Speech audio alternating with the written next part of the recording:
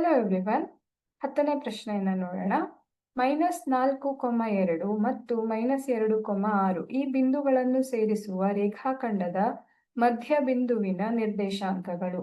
ಮಧ್ಯ ಬಿಂದುವನ್ನು ಕಂಡುಹಿಡಿಯೋದಿಕ್ಕೆ ನಾವು ಒಂದು ಸೂತ್ರವನ್ನ ನೋಡಬಹುದು. ಅದು x1 + x2/2, y1 + y2/2.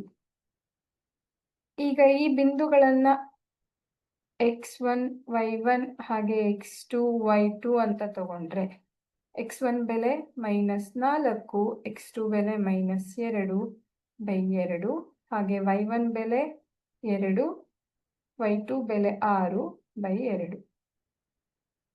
So ಇದು -6/2 ಅಂತ ಆಗತ್ತೆ. ಹಾಗೆ ಇದು 8/2.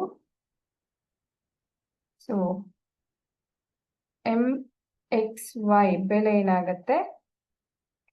2 1 2 3 ಸೊ -3 ಹಾಗೆ ಇದು 2 1 2 4 -3, 4 ಅನ್ನೋದು x ಮತ್ತೆ y ನ ಬೆಲೆ ಆಗಿರುತ್ತೆ. ಸೊ ಇದು ಮಧ್ಯಬಿಂದುವಿನ ನಿರ್ದೇಶಾಂಕ ಆಗಿರುತ್ತೆ.